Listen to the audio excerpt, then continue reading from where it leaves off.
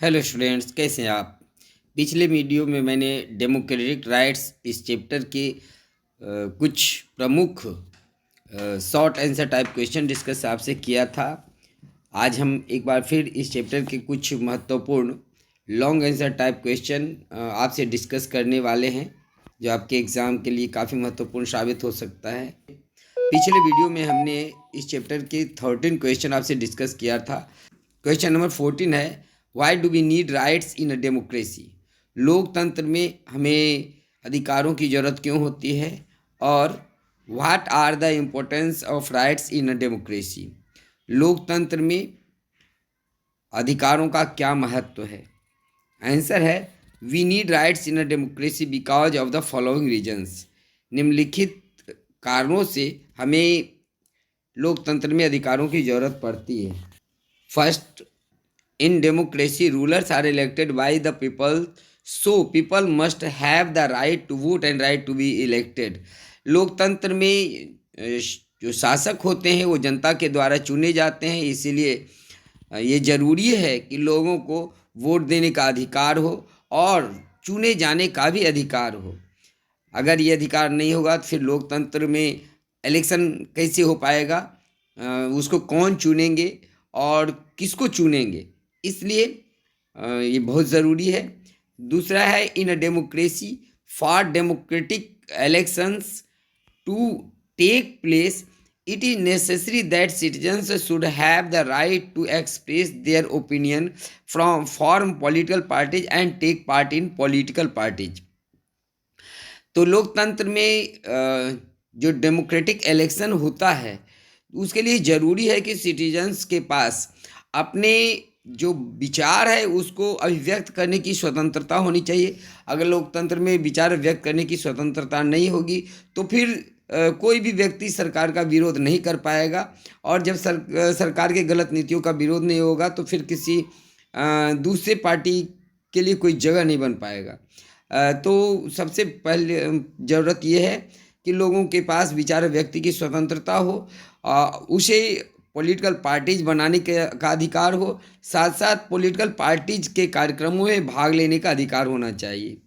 Third है, in a democracy rights protect minorities from the operation of majority, they ensure that majority can not do whatever it likes. तो लोकतंत्र में जो minorities होते हैं उनके अधिकारों की सुरक्षा होनी चाहिए। ऐसा नहीं होना चाहिए कि मेजोरिटी में जो हैं वह जो मर्जी आए वो करें। क्वेश्चन नंबर 15 है, who said the rights to constitutional remedies is called the heart and soul of our constitution and why. The right to constitutional remedies को किसने heart and soul of the constitution कहा था और क्यों कहा था। तो आंसर है, doctor Ambedkar had said the right to constitutional remedies is the heart and soul of the constitution. Doctor Ambedkar ने कहा था कि the right to constitutional remedies हमारे संविधान की आत्मा है। This right makes all the other fundamental rights enforceable and effective. जो हमारे सभी अन्य फंडामेंटल राइट्स है उसको यह अधिकार एनफोर्सेबल और इफेक्टिव बनाती है।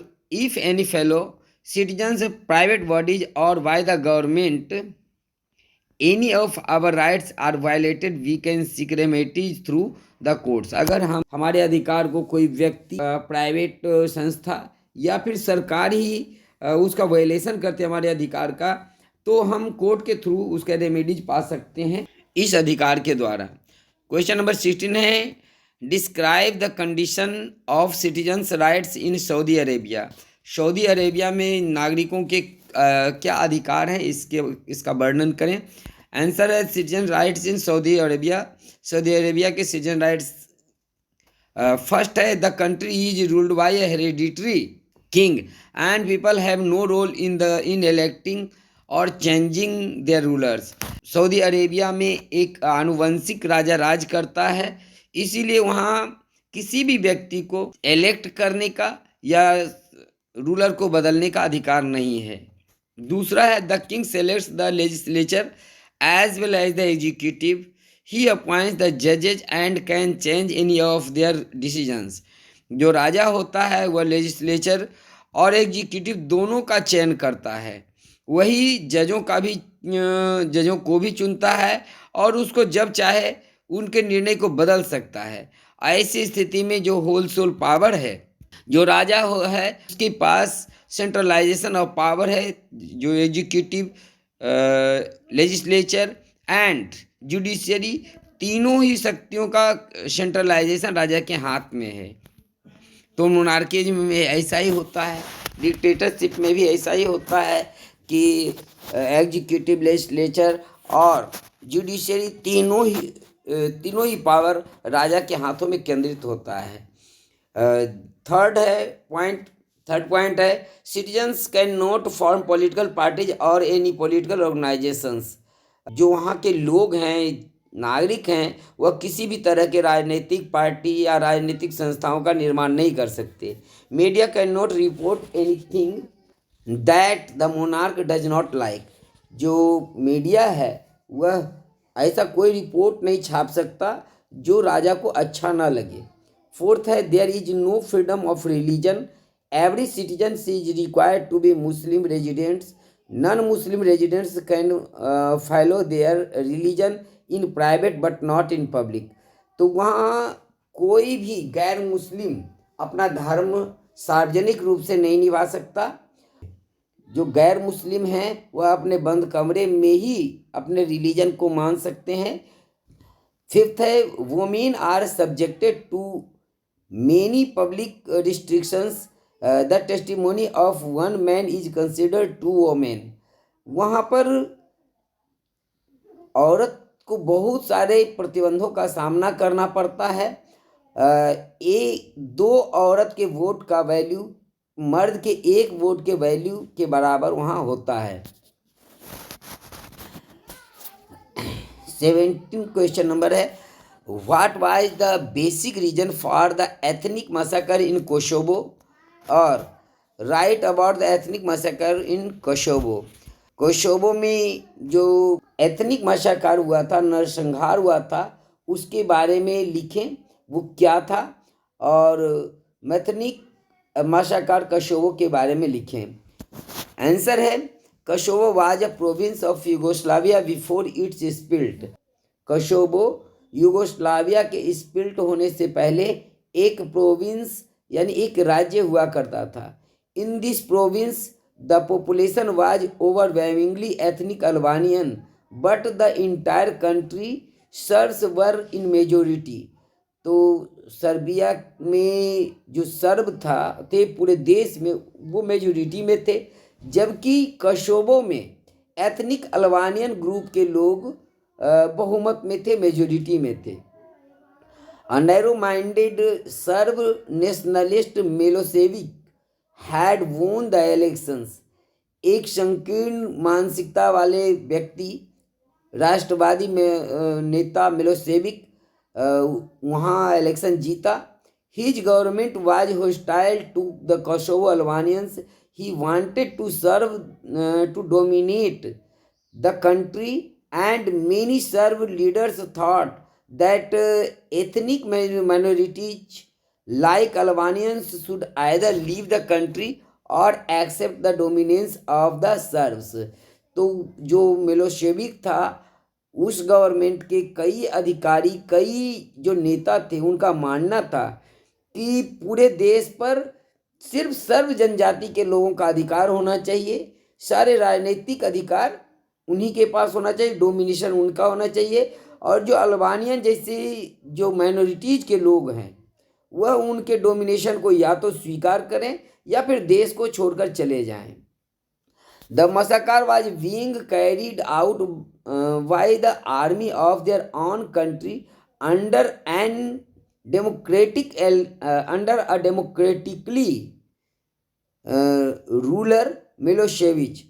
तो वहाँ एक लोकतांत्रिक तरीके से चुने गए प्रधानमंत्री, चुने गए नेता, रूलर के मिलोसेविच के द्वारा उसके कहने पर, उसके निर्देश पर वहाँ के जो आर्मी था उसने देश भर में अल्बानियन का नरसंहार किया था। This one was the worst instance of killing based on the ethnic prejudice in recent times। तो नस्लीय भेदभाव पर आधारित जो नरसंहार हुआ था आधुनिक इतिहास का, वह सबसे खराब उदाहरण है जिसमें कि ऐसे अल्बानियन लोगों की हत्या की गई थी। Finally several other countries intervened to stop this massacre. उसके बाद बहुत सारे दूसरे देशों ने इस नरसंहार को रोकने के लिए हस्तक्षेप किए। Milosevic lost power and was tried an international court of justice for crimes against humanity. बाद में मिलोशेविक अपने पावर खो देता है और उसके बाद जो अंतर्राष्ट्रीय कोर्ट ऑफ जस्टिस के द्वारा उसे अपराधी, मानवता के खिलाफ अपराधी घोषित किया जाता है और सजा दी जाती है। नेक्स्ट क्वेश्चन है, how were the prisoners treated in Guantanamo Bay. Guantanamo Bay jail में जो कैदी थे उनके साथ किस तरह का व्यवहार किया गया था। आंसर है, the treatment of prisoners in Guantanamo Bay was very humiliating. Guantanamo Bay के जेल में जो बंद कैदी थे उसके साथ बहुत ही अमानवीय व्यवहार किया गया था। पहला है, there was no trial before any magistrate in the USA. America में इन कैदियों को मजिस्ट्रेट के सामने ट्रायल नहीं कराया गया था। They were tortured in ways that violated the laws. उन्हें इस तरह से टॉर्चर किया गया था जो उनके ही कानून का उल्लंघन करते थे। सेकेंड है, this prison was not located in the US. ये जो प्रिजन था ग्वांतानामो बे का, वह अमेरिका में स्थित नहीं था। It was an area near Cuba controlled by American navy. Cuba के नज़दीक अमेरिकन नेवी के द्वारा कंट्रोल किया हुआ यह द्वीप था जहाँ पर यह प्रिजन बनाया गया था। So nobody knew the location of the prison. इसलिए इसके प्रिजन के बारे में किसी भी व्यक्ति को कुछ भी मालूम नहीं था। थर्ड है, families of the prisoners, media and even the UN representatives were not allowed to meet the prisoners. जो कैदी बंद थे उसमें उनके परिवार के लोगों को या मीडिया को, यहाँ तक कि जो संयुक्त राष्ट्र संघ के रिप्रेजेंटेटिव थे उनको भी कैदियों से मिलने की इजाज़त नहीं थी। तो इस तरह से गैर कानूनी तरह से उनको रखा गया था जेल में और उनके साथ व्यवहार किया जा रहा था। कोई भी मानवीय अधिकार उनको हासिल नहीं था। नेक्स्ट क्वेश्चन है, ये थोड़ा शॉर्ट ऐसे टाइप क्वेश्चन है लेकिन काफ़ी महत्वपूर्ण क्वेश्चन है। Who was Anas Jamil al Banna, why he wrote 2 letters to the prime minister mister Tony Blair. Anas Jamil al Banna कौन था और उसने अपने प्रधानमंत्री टोनी ब्लेयर को 2 चिट्ठियाँ क्यों लिखी थी। Answer, Anas Jamil al Banna was 9 years old Muslim boy. Anas Jamil al Banna 9 साल का एक मुस्लिम लड़का था। Whose father secretly picked up by the US forces and put in Guantanamo prison।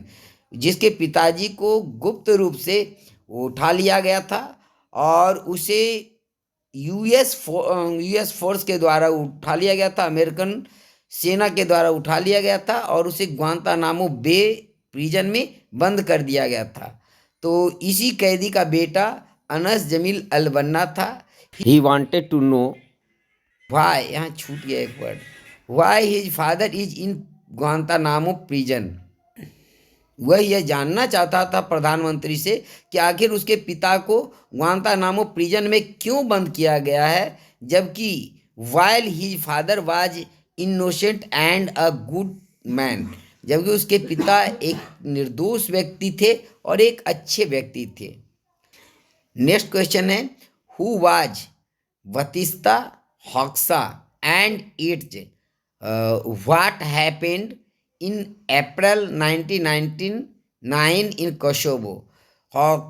Batista Hoxha और इजेट कौन थे और उनके साथ अप्रैल 1999 में कोसोवो में क्या हुआ था। Answer: Batista Hoxha was a 74-year-old Albanian woman and it was her husband. Batista Hoxha एक 74 वर्षीय बूढ़ी अल्बानियन वोमेन थी और इजेट उसके हस्बैंड थे। ये भी 77 साल के थे। इन April 1999 the shoulders of Yugoslavia had burst through the front doors and shot Egypt 3 times in the chest। तो ये दोनों बैठे हुए थे अप्रैल 1999 में कि अपने घर में बैठे हुए थे, तभी यूगोस्लाविया के सेना उनके घर को के दरवाजे को तोड़ते हुए जो फ्रंट सामने के दरवाजे को तोड़ते हुए प्रवेश किए और उन्होंने इड्ज के चेस्ट में 3 गोलियां मार दी। Thousands of Albanians killed in Kosovo in April 1999। अप्रैल 1999 को कशोवो में हजारों अल्बानियन की हत्या की गई। Under the direction of a leader who came to power through the democratic elections। एक ऐसे रूलर के द्वारा जो लोकतांत्रिक ढंग से चुना गया था, उसके निर्देश पर कोसोवो में अल्बानियन मूल के लोगों के साथ नरसंहार किया गया था अप्रैल 1999 में। तो ये कुछ महत्वपूर्ण लॉन्ग आंसर टाइप क्वेश्चंस थे। शॉर्ट आंसर टाइप क्वेश्चन हम पहले ही वीडियो में डिस्कस कर चुके हैं। अगर आप उस वीडियो को नहीं देखे हैं तो सबसे पहले उस वीडियो को देख लें और आपके लिए वीडियो महत्वपूर्ण साबित हो सकता है। तो आपको ये वीडियो कैसा लगा अपने कमेंट बॉक्स में ज़रूर लिखें और वीडियो को लाइक करें। साथ ही अगर आप हमारे चैनल पर नए हैं तो इसे सब्सक्राइब करना ना भूलें। Thanks for watching.